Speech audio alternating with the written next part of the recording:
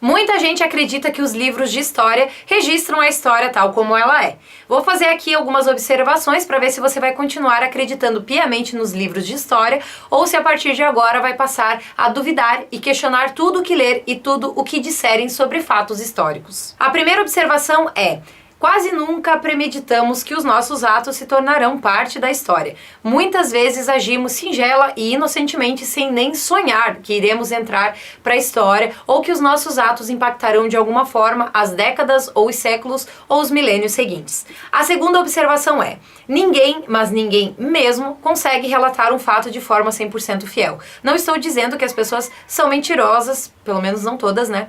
O que quero dizer é que quando nós relatamos um fato, na verdade estamos relatando a nossa versão do fato, a nossa impressão pessoal que tivemos dele. Quase sempre incrementamos detalhes e omitimos outros, e geralmente não fazemos isso de propósito. É porque simplesmente estamos contando o fato pela nossa própria ótica, dando importância para aquilo que é importante para nós, mesmo que não seja essencialmente importante, e banalizando aquilo que não é relevante para nós, mesmo que muitas vezes seja essencialmente relevante para o contexto do ocorrido. A terceira observação é: muitas vezes quem relata fatos para serem guardados como registros históricos oficiais, além de registrar o fato sob uma ótica pessoal, ainda faz propositalmente a omissão ou a incrementação de detalhes para que a história fique registrada da maneira como o registrador acredita que deveria ser retratada para as gerações seguintes. E a quarta e última observação é: quem participa do fato nem sempre é quem relata o fato.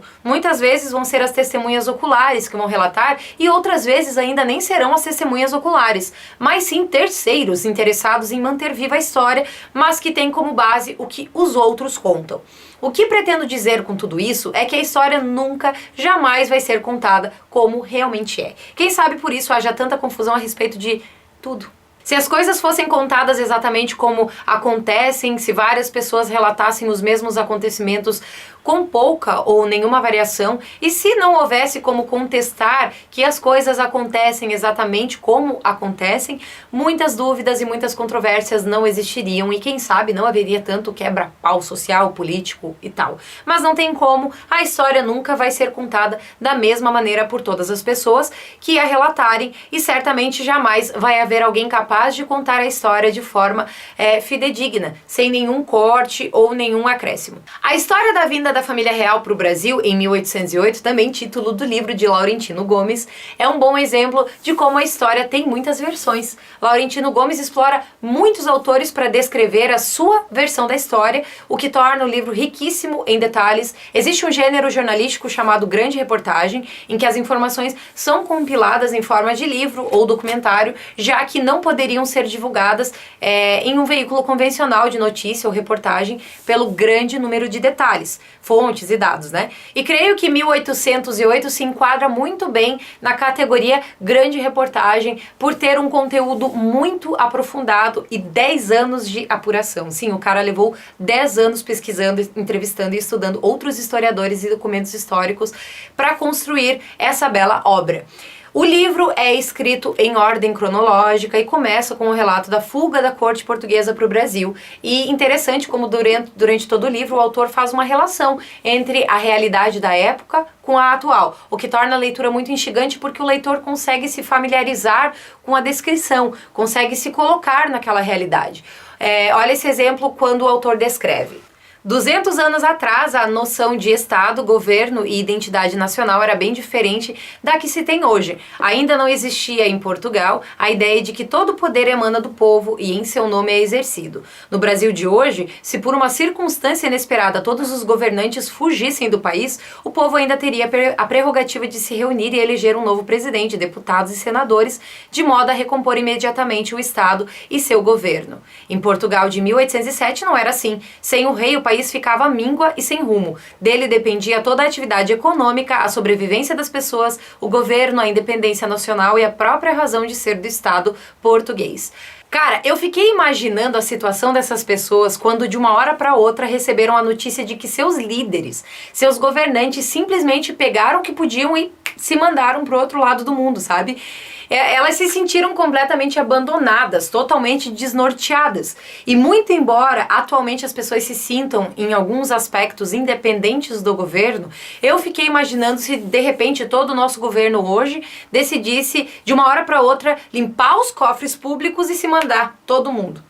Presidente, vice, senadores, ministros, enfim. Seria uma situação muito complicada hoje. Ou então, desde que não limpassem os cofres públicos, né? Já estão fazendo isso. Toda essa corja fugindo do Brasil, quem sabe fosse a salvação do povo, né? Mas você imagina naquela época. Sinceramente, eu acredito que o povo imaginou algo assim como, sei lá, o fim do mundo. Então, o autor Laurentino tenta sempre nos colocar dentro da realidade da época, quando os portugueses tiveram que lidar tragicamente com a fuga da família real. Depois desse pesadelo vivido pelos portugueses, o Laurentino também nos remete ao Brasil colônia e vivenciamos pelas páginas do livro também a realidade dos brasileiros com a vinda da família real.